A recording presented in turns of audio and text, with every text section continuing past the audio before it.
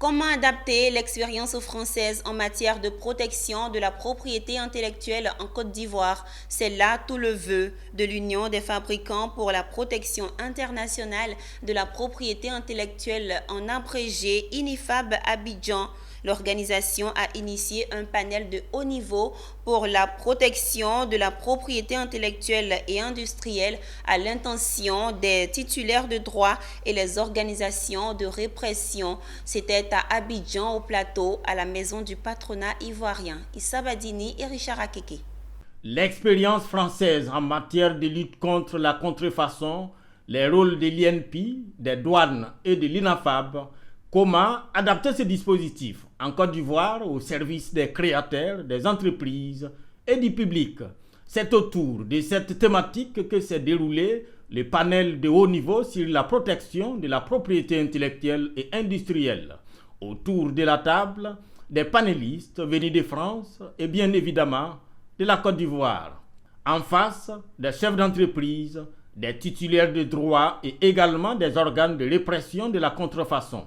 Objectif, calquer si possible ce qui se fait en mieux en hexagone dans ce secteur et l'adapter au contexte ivoirien. À l'initiative de ces échanges, la toute nouvelle Union des fabricants pour la protection internationale de la protection intellectuelle, INAFAB Abidjan. Pour son président, l'expérience française a tout de même le mérite de son vécu. Écoutez, ce modèle a le mérite d'exister depuis 150 ans. Donc pourquoi aller réinventer la roue? Regardons d'abord comment il fonctionne.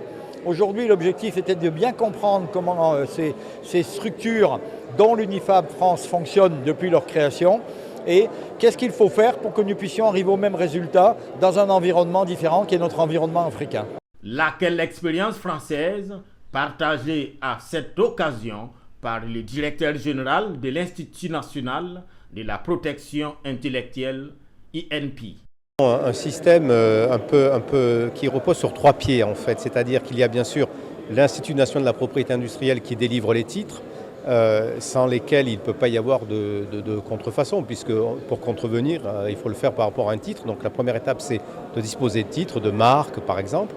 La deuxième étape, c'est qu'il faut un système douanier qui soit efficace, parce qu'il faut bien constater quand il y a des marchandises qui transitent et qui ne respectent pas, enfin qui contreviennent aux marques délivrées par exemple. Et puis il y a un troisième pied, c'est qu'il faut travailler avec les entreprises.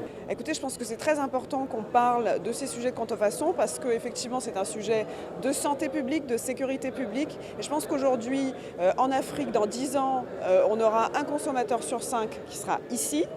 Donc c'est très important de sensibiliser les populations sur la question de contrefaçon pour leur propre sécurité.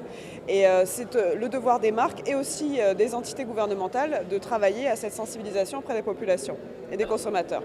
Selon les chiffres, la contrefaçon représente 10% du commerce mondial.